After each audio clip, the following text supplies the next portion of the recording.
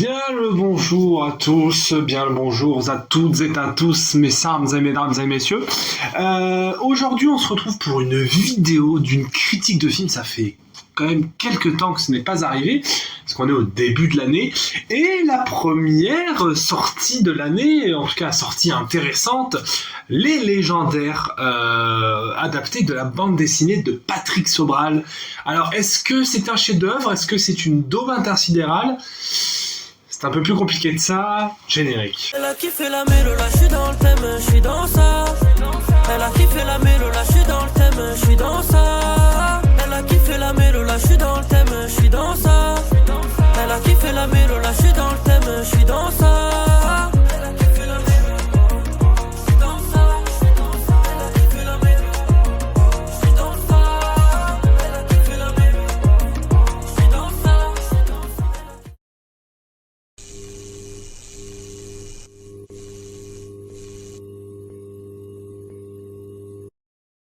Il faut savoir que moi j'ai un rapport aux légendaires qui est très fort, puisque Les Légendaires est une bande dessinée, ça me rappelle des souvenirs, quand j'étais en primaire à l'école Notre-Dame à ma sub, nous allions je crois 2 fois par mois à la bibliothèque le jeudi après-midi et on avait le droit tous de ramener un livre. Et un jour je vois cette BD à la jaquette, à la couverture attrayante avec de beaux dessins, il y a de la bagarre, il y a de l'amour, il y a des super pouvoirs, il y a de la magie, et je me dis, oh, sympa. Et je lis le premier tome. Je dis, oh, ça me plaît ça. Je lis le 2e tome, le 3e tome, le 4e tome, et ainsi de suite, j'engrange mes amis dans cette secte. Turner, Matisse, Arnaud, Miguel, Nicolas, je dis, les gars, lisez Les Légendaires, c'est très bien. Et ça devient tellement important dans notre classe qu'on fait une présentation devant la maîtresse. Vraiment devant maîtresse Claude, si elle passe par là, qu'on salue, qu'on adore, qui dit « Ah ben écoutez, votre BD m'a intéressé, donnez-moi quelques... » Parce que moi, du coup, j'ai acheté les tomes après au fur et à mesure, je dis « Voilà, j'aime cette BD, et elle est en mode, bah écoutez, je vais la lire et je vais je vous dirai ce que j'en pense. » Évidemment, il y avait des scènes de fesses, donc on avait... Je crois que j'ai commencé à lire Les Légendaires, j'étais alors au minimum au CE2, et en fait c'est une série qui s'est terminée en 2017 ou 2018 parce qu'il y a 23 tomes de la série principale, ensuite il y a 5 tomes qui racontent les origines de chaque légendaire, et ensuite t'as plein de séries dérivées, mais ça j'ai pas lu, moi j'ai vraiment lu les origines de la série principale. Donc, cette série, honnêtement, c'est une série qui a un univers très riche. Alors, c'est un peu niche, parce que tout le monde ne connaît pas, et pourtant, ça s'est vendu à 11 millions d'exemplaires, ce qui est quand même un joli succès, honnêtement, succès d'estime. Donc ouais, non, c'est quand même un gros succès assez connu dans le monde littéraire. Et honnêtement, c'est vraiment un univers riche. Il y a divers royaumes, il y a divers personnages, chacun avec leurs capacités, leur caractère, leur chara-design. En plus, je me rappelle de l'arc avec le dieu maléfique, Anatos, je crois qu'il s'appelle, du tome 9, donc 9, 10, 11, 12, qui est exceptionnel, notamment le tome 11, Versus Inferno, qui est incroyable. Ouais, non, cet arc, il était Zanzibar. La fin de la série légendaire est un peu claquée au sol, mais parce que finir une œuvre littéraire ou une série, un film, c'est toujours quelque chose de compliqué de finir une saga. Mais donc voilà, c'est un univers qui me plaît.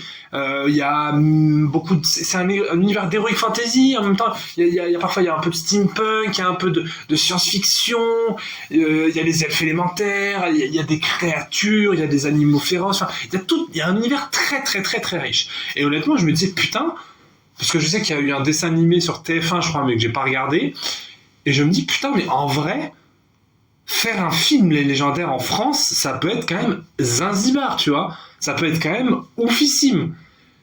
Et on nous annonce Patrick Sobral, je vois ça sur internet, annonce une adaptation en film des Légendaires. Je me dis, oh, trop cool en vrai, tu vois.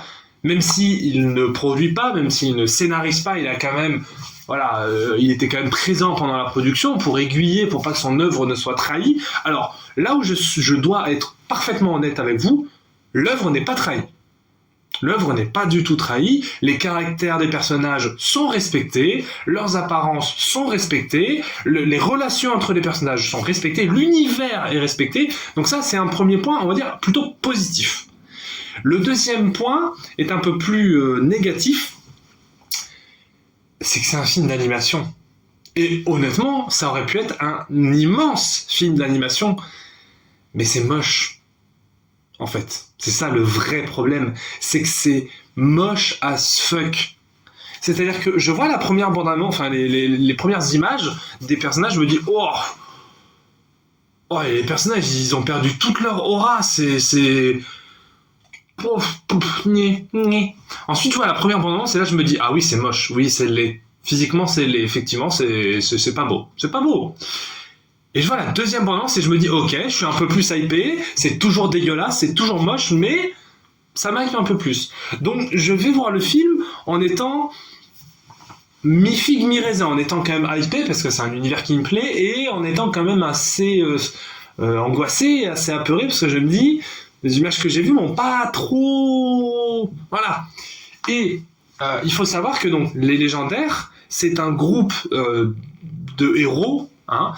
Donc on a une elfe élémentaire, une princesse magicienne, un mec qui est fort, voilà, un mec qui est fort qui se bat avec une épée, un animal, un jaguarian, donc mi-homme, mi-lion, c'est pas trop, voilà, c'est le peuple des jaguarians, quoi, et un mec avec une épée faite à partir de son propre sang, qui il peut appeler même à l'autre bout de la planète, comme le marteau de Thor, si vous voulez, mais en épée. Et ils combattent le sorcier Darkel, et ils finissent par briser une pierre magique qui fait que toute la planète, y compris la planète des elfes, enfin tout leur univers, redeviennent des enfants. En conservant leurs souvenirs et tout. Et du coup, la base de l'œuvre, c'est ça, c'est ils essayent de réparer l'accident Jovenia qui a rendu tout le monde enfant. Alors qu'il y en a, ils ont 75 ans, ils ont des corps d'enfants de 10 ans. Tu captes ? Donc c'est un concept intéressant. Et quand on adapte une œuvre, on a que ce soit adapter une série en film, adapter un jeu vidéo en film, adapter un livre ou une BD en film, c'est deux chemins.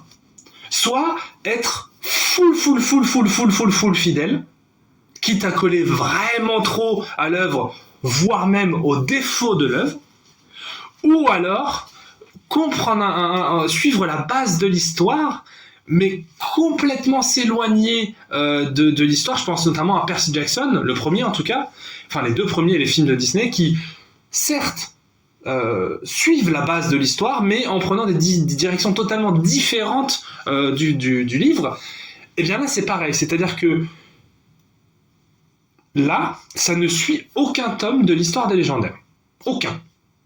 Il y a les mêmes personnages, les mêmes lieux, les mêmes caractéristiques, et on ne suit aucun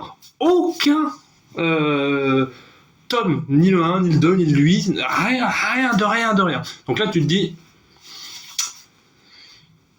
bizarre un peu l'ambiance, tu vois, chelou. Mais c'est un parti pris qui fonctionne ou qui fonctionne pas. Un parti pris qui fonctionne absolument pas du tout. Parce que je vais spoiler l'histoire parce que de toute façon le film malheureusement ne fera pas d'entrée, donc on s'en fout un peu. Enfin, je pense. Les Légendaires ont fait l'accident Jovenia. Tout le monde est redevenu des enfants. Tout le monde déteste les Légendaires. Voilà. Fin. Ça, c'est le postulat de base. Ensuite, il y a donc Elisio, qui est un sorcier, qui a des pouvoirs qu'il ne comprend pas, qui ne se rappelle de rien, qui a perdu totalement la mémoire, qui s'est créé de façon magique une fille arbre. Je peux pas être plus précis que ça, c'est une fille arbre.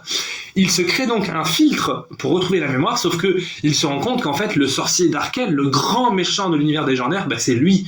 C'est lui le grand sorcier, sauf qu'il ne veut pas devenir cette personne, donc ça finit par devenir deux personnes différentes. Elisio, le gentil aux yeux bleus, et Darkel, le sorcier maléfique. Et donc, Darkel, avec Ibicélia, la femme plante, enfin la femme tronc, la femme arbre, quoi, avec ses pouvoirs, finit par pouvoir créer des petits parasites de magie noire qui en gros transforme les gens en zombies, tu vois, qui peut contrôler tout le monde dès que t'as eu ces espèces de pissenlits violets, tu vois, tu les as sur la joue et t'es en mode voilà. Et du coup son plan c'est de prendre le royaume de Gamera, donc le royaume de Jadina, et de prendre le contrôle de toute la planète, de tout le royaume avec ces petits parasites.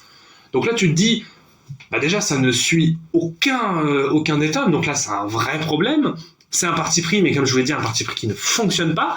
Et en plus, du coup, les légendaires, en tout cas Danaël et Chimie se retrouvent, parce que Danaël va chercher Chimie, Jadina, en gros, les légendaires se retrouvent par le destin, par le hasard. Sauf Danaël et Chimie, mais sinon, ils se retrouvent tous au même moment, parce que c'était le piège de Darkel. Bon, pourquoi pas. Et encore une fois, le film n'est pas à chier du cul par terre. Genre, tout n'est pas à jeter. Encore une fois, les caractères des personnages, les chara-design des personnages, les relations entre les légendaires sont respectées parce qu'elles sont comme dans le livre. Donc ça, c'est cool. L'univers est plaisant parce que l'univers, c'est un univers qu'on connaît. Moi, c'est venu chatouiller l'enfant de 10 ans que j'étais. Ça m'a fait plaisir parce que voilà, c'est ce que j'aime, c'est ce que j'étais quand j'avais 10, 12, 15 ans. Donc, c'est quelque chose qui me parle. C'est un univers que j'ai toujours rêvé de voir sur le grand écran. Et pourtant, vu que le scénario n'a rien à voir avec la bande dessinée, je m'en bats un peu les couilles en fait. Le méchant Darkel a perdu toute son aura, mais toute son aura. La musique, elle est pas à sa place en fait. C'est-à-dire que la musique, c'est quelqu'un qui a travaillé sur les studios Ghibli, les musiques notamment des films Ghibli, donc la musique très poétique, très lyrique. Mais oui, mais on est dans un univers d'heroic fantasy. On est dans un univers de magie, de fantastique, d'épique, de bagarre, d'action. Qu'est-ce que la poésie vient faire foutre là-dedans ? Non. Donc la musique est un contresens absolu à l'œuvre. C'est-à-dire que des fois, on peut avoir des scènes d'action et on a des musiques de... Et je suis en mode... Je m'en fous, là, j'ai pas envie de chialer, j'ai envie d'être hypé, tu vois. Donc, puis en plus, les studios Ghibli... Hot take, les studios Ghibli, c'est moins bien que Disney. Fin de la parenthèse. Les studios Ghibli, c'est vraiment pas très bien. C'est un autre débat. Donc voilà, déjà, ça c'est le premier point. Deuxième point, comme je vous l'ai dit, l'animation est moche. Mais moche. Certes, les apparences des personnages sont comme dans l'œuvre, ça n'empêche que c'est moche. Visuellement, c'est dégueulasse. Et pourtant, le film a coûté 18 millions d'euros, je crois, quelque chose comme ça. Donc c'est quand même un budget, on va dire, important dans le cinéma français, surtout dans le cinéma d'animation française. Mais en fait, tu vois, je sais que j'ai tendance à me redire et à me répéter, mais quand je vois qu'un film de Danny Boone fait 30 millions et qu'il n'y a pas de décor, pas de mise en scène, pas de scénario, pas d'acting, je me dis, ce film-là, il aurait pu le faire pour 1 million, voire pour moins. Tu vois, moi, je préférais que... et alors, d'ailleurs, j'y ai pensé, moi, président de la République française, pour la culture, je vais faire quelque chose. Je divise par 2 le nombre de films français produits chaque année. Pourquoi ? Parce que si on divise par 2 le nombre de films, ça veut dire que les films, ils ont 2 fois plus de budget. Voilà. Et là, au lieu de passer de 18 millions, on passe à 36 millions pour les légendaires, ce qui fait que visuellement, ça aurait pu être un peu plus sexy. Le deuxième point, c'est qu'en fait, en animation, ça ne marche pas. Si vous voulez faire une adaptation des légendaires, adaptez-le en live action, avec des vrais personnages, avec des acteurs jeunes, des ados par exemple. Hein. Ça, c'est intéressant. Et ensuite, suivez les tomes. Alors, il y a 23 tomes, donc je doute bien qu'il y a matière à faire une saga, une trilogie, une quadrilogie, de faire plein de films. Donc, on aurait pu adapter les 2 premiers, parce que les légendaires, ça marche comme ça, en fait. Chaque 2 tomes, c'est un arc.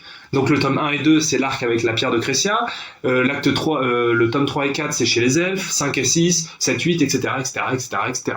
Donc ça, voilà, c'est une œuvre qui marche par duologie, par diptyque. Donc, moi, quand j'ai vu les légendaires, je me suis dit, en vrai, s'ils adaptent ne serait-ce que le tome 1 et 2, c'est pas les meilleurs tomes, mais ça reste quand même assez cool à voir. Non. Donc le film, voilà, et pas très... En fait, c'est ça, c'est qu'en fait, il y a quelques bonnes idées que je vous ai énoncées, et il y a tout le reste qui fait que j'ai pas passé non plus un excellent moment devant le film. J'ai plutôt passé un moment désagréable. Pas un mauvais moment, mais un moment désagréable, parce que je sais que je prends toujours le même exemple, mais par exemple, Marvel, il s'éloigne sur certains films et des séries beaucoup des comics, mais ça reste cohérent rapport à l'univers. Là, le fait de prendre un scénario original, du coup, ça ne m'intéresse pas et j'ai pas envie de le voir. Et je me fais chier. Il y a quelques scènes d'action qui sont sympathiques, mais vu que visuellement elles sont dégueulasses, qu'en termes de musique ça n'a aucun sens, en fait toutes les bonnes idées sont tuées dans l'œuf. Et puis alors je vais parler aussi de, pour moi, le deuxième plus gros problème, le doublage. La pauvre Dorothée Pousseau qui fait un personnage tertiaire alors que c'est l'une des plus grandes doubleuses de France.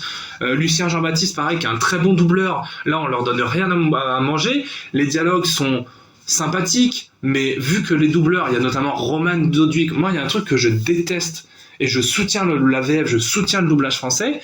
Donner des rôles à des doubleurs, pas à des stars. Parce que autant tous les autres légendaires, le doublage est genre pas parfait, mais ok, genre le niveau 0 du doublage, mais le doublage de Danaël, le personnage principal, le héros principal entre guillemets des légendaires, il est à chier du cul par terre, c'est immondissime. C'est-à-dire que Roman Doduic est un humoriste, bon alors il y a des trucs problématiques sur lui, mais c'est un humoriste qui me fait pas tant rire que ça, même si des fois je souris, mais là, voilà, c'est pas plaisant en fait. C'est pas plaisant et sa voix n'a pas de relief. Moi, j'ai eu des relents de la princesse dans Astérix de Canet. Rappelez-vous, Julie Chen. Rappelez-vous ça, sans déconner. La princesse chinoise dans Astérix de Canet. Je pense que c'était le pire acting que j'ai vu de ma vie depuis Chalamet dans Dune. Même si, effectivement, Chalamet dans Dune est pour moi la pire performance d'acting de toute l'histoire du cinéma. C'est un autre débat. Et pour terminer, parce qu'on est déjà à 3h30 de vidéo, Les Légendaires, ce n'est pas un très bon film. S'ils font une suite, à voir ce qu'ils font. Parce que, comme j'ai dit, il y a quand même 2-3 pistes dans le film assez intéressantes. Ça reste toujours mieux que Dune 1 et que Dune 2 de Denis Villeneuve. Et là où j'ai envie de m'arracher la colonne vertébrale, c'est que le 16 décembre, on a Avengers Doomsday qui va être le plus grand film de l'histoire du cinéma occidental, et Dune 3 la même journée. Et pour moi, les gens qui considèrent que Dune 3 est mieux qu'Avengers 5, ce sont des gens qui ont des problèmes neurologiques. Voilà, bisous, bonne journée à tous, je sens que je vais me faire insulter, j'adore ça, allez, peace.